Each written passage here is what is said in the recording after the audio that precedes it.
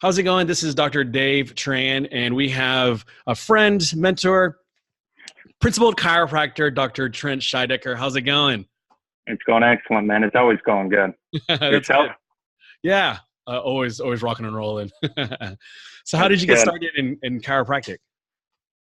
Well, let's try to give you the cliff notes so we can keep this conversation rocking and rolling. And long story short, I was in high school and was introduced to a chiropractor as I was an active athlete in football, and noticed a tremendous impact in my quality of life and performance on the field, off the field, in school, you name it, and utilized regular chiropractic care at a young age. And it was really a no-brainer when I went off to college, when I looked back on, what had the greatest impact in my life, so that when I could finish up school and get into a profession, I could feel passionate about it and have a purpose. And so I jumped into chiropractic, and the rest is history, man.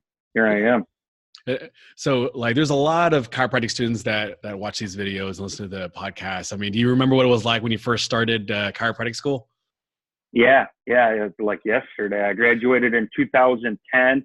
Mm-hmm. I attended the Northwestern Health Sciences University up in Minnesota. I'm still practicing here in Minnesota. And when I walked into the school, it was pretty much an open sheet. I really had very little understanding of the philosophy, science, and art of chiropractic, and it was getting through classes, going through the motions, and at one of our homecomings, ran across my chiropractor, my past chiropractor. He was there for homecoming for CE credits, and I just said, I'm about 1 year in. What do I need to do to prep here, because this is going to be over before I know it? And he said one thing. He said, get yourself into the library and start reading those chiropractic philosophy books and understand what you're providing for a service once you graduate. Because once you graduate, you're not in these protected walls. It's fair game for anyone to outperform you, and you need to be able to outperform others. So own the philosophy, know the philosophy, and understand how it all comes together with the chiropractic adjustment. So about a year into school, I just started diving into the green books, into the blue books. If no one's ever read Joe Strauss's blue books, I highly recommend Joe Strauss's blue books. And then I was introduced to who is my mentor, still my mentor, because I still listen to his audios, and that's Reggie Gold. If you haven't listened to any of Reggie Gold's material, I highly recommend his ability to communicate chiropractic. And once I was introduced to Reggie, it was an eye opener on how profound chiropractic is, and how it can enhance the quality of lives in all ages, all stages, all conditions. And from there moving forward, it's me 110 miles an hour trying to help as many people as possible. That's awesome. And then you graduated chiropractic school, obviously. And then did you go open up on your own first, or did you go work for somebody? What was practice like in the beginning for you? That's a good question. It was a choice that I made that I highly recommend to all students, which is open up your practice right from the get-go. I believe that you really have three options as a chiropractor. You have number one, you can associate and work for someone. Number two, you can open up your own business on your own and learn the ups and downs of entrepreneurship and what it's like to be in the healthcare world. Or number three, you can franchise, and you can work within an industry that allows you to own your own business, but not necessarily go through as many as the ups and downs, because you're working with the system. So I chose option two when I opened. I opened up my own business from scratch by myself, and it was an eye opener on how tough business really is and still is. Sure. And it wasn't long before I was encountered the opportunity to practice with another colleague, and we decided to open up more than one business operation or one business location. And so I founded a franchise company, and from there we've grown to 8 locations up here in Minnesota, where each location is individually owned by the chiropractor and for the chiropractor. And we are working together so that we can help more students out of school open up their own business and not go through as many of the ups and downs as what you do when you're by yourself. Yeah. So, what are some things that you didn't realize, like when you first opened up your practice, that they didn't teach you in school, or they didn't teach you in some kind of weekend seminar out in California somewhere? Yeah, that's a great question, Dave. I think the thing that comes to my mind right off the bat is I always had a business teacher in school that would repeat this. He would always say, "You don't know what you don't know," and Sure. so you don't even know what questions to ask because you don't even know. You just don't know. Exactly right. I think a fair description would be you're almost naive. You're naive to all that really needs to be known. And so the biggest challenge I had was taking my bulldog mentality of jumping into situations and learning through failure, which there's nothing wrong. I mean, every major success story has a journey of a hero who encountered all the obstacles that many think would put him down, but he just kept getting back up and up. So I didn't mind, and I still don't mind learning the hard way. But fast forward almost 9 years now. I've been in practice 9 years, and I value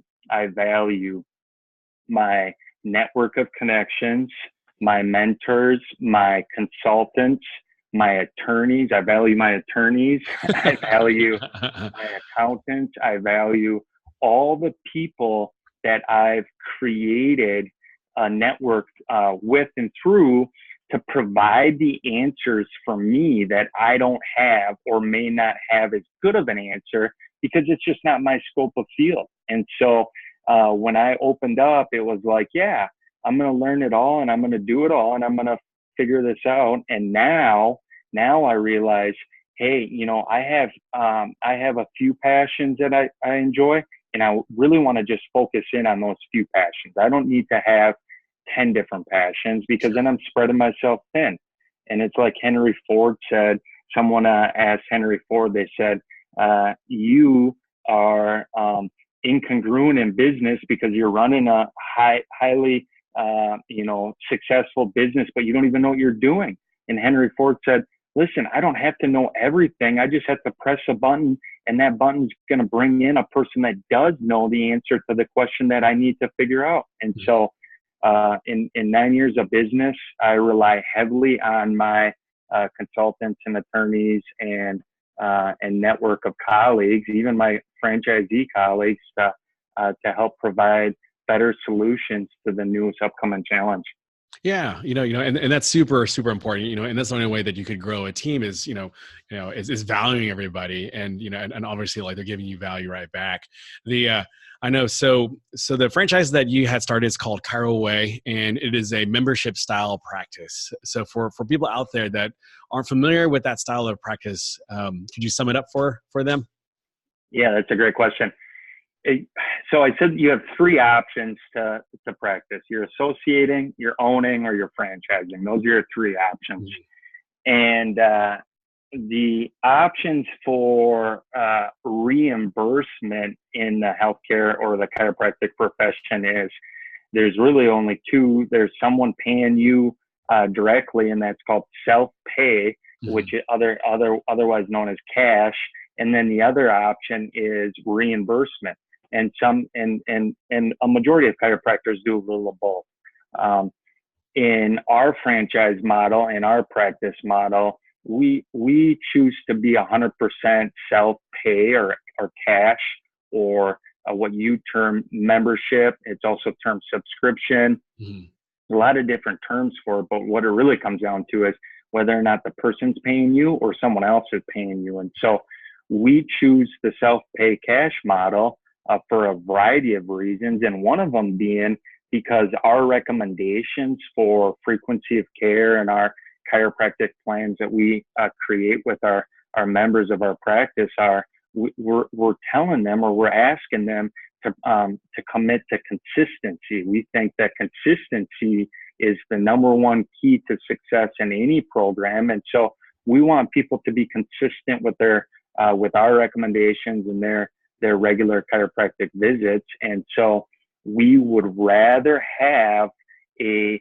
partnership, also known in ethics, autonomy. Autonomy means patient autonomy, doctor autonomy. There's a win-win relationship is what John Maxwell calls it.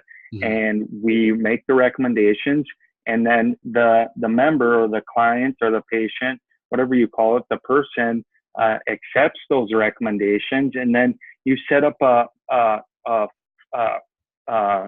billing cycle, or you set up a system of collections that allows them to come in on a affordable manner. And so all of our care is extremely affordable, which makes it even more of a win-win for our practice members, because now they can not only consistently benefit from our care, but they can do it for longevity, which is very evident in my practice. I've been in practice for 9 years, and I have clients that are still with me for the past 9 years. So it's a beautiful system, but it has a lot of T's that need to be crossed and I's that need to be dotted. Just like it's not just like, hey, let's set this up and let's hit recur and let's just start charging someone. That's not how it works. There's no different than when you are reimbursing and working with insurance industries.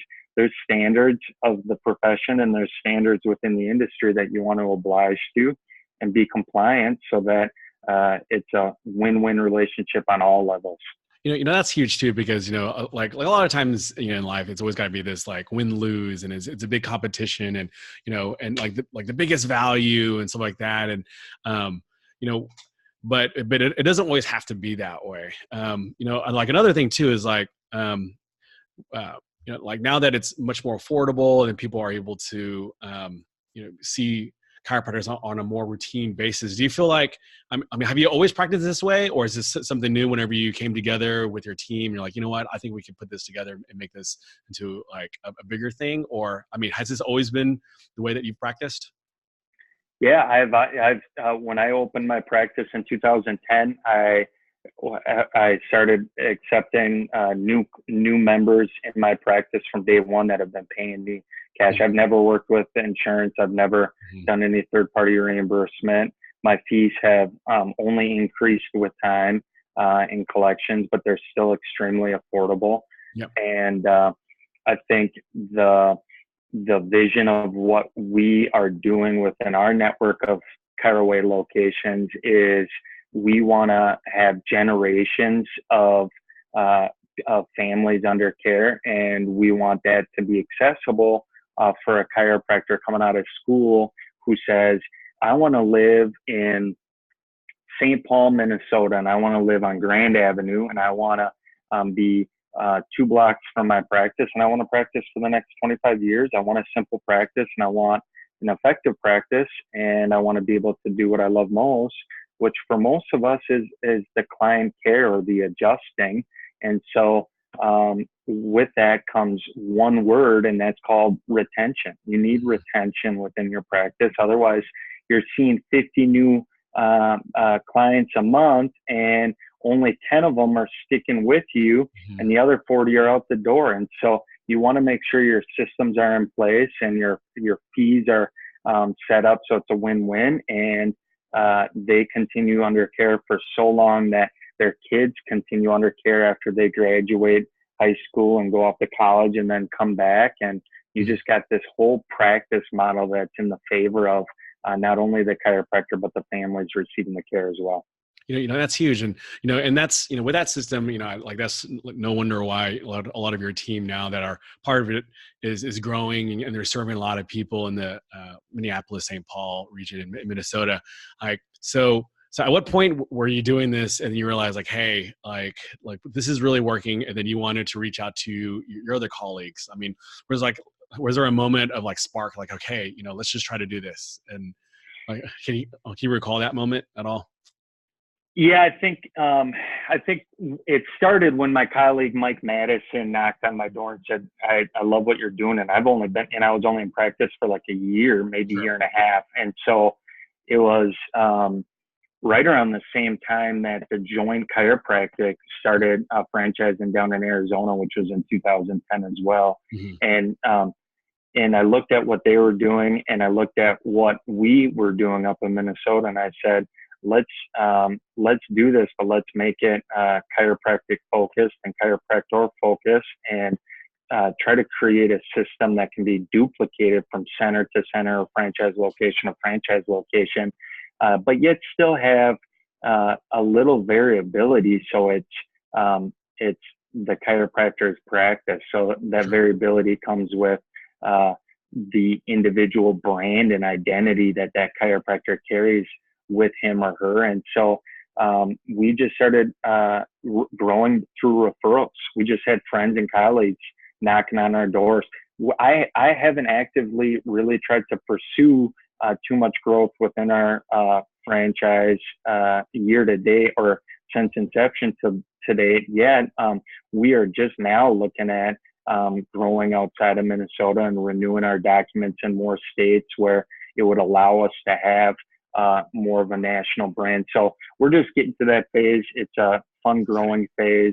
Yeah. But I think it started from the very get go when Mike knocked on my door and a few other franchisees such as Drew Fouch and Lance Baumgart and Tom Stecker and Danielle Berger. I mean, they all added to this identity that we can do this if we stick together and work as a team, as a tribe is what we call it. Yeah, and that's huge, because, I do know, when you're working on your own as a chiropractor out there, and there's, plenty of chiropractors that are grinding it out, entrepreneurs, full-time moms, full-time dads, and stuff like that. I mean, so how do you and your team still stay plugged in and still stay principled? We don't unplug too often is kind of the key. So we train. We do annual summits. We do quarterly boot camps. We do monthly masterminding. We do weekly webinars. Mm. We do daily phone calls.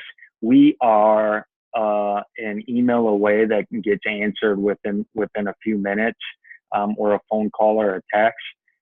We have a family mentality within our business model, which is if you're a chiropractor and you're trying to provide similar services in your chiropractic center and you're working within our franchise model, you're part of the family, and we're going to bend over backwards to make sure that you have what you need and you're mentally sane, because it can be very daunting to be in practice, and things are moving in the direction that you need to pay off those hefty student loans that so many of us are blessed with after graduation. So. Mhm.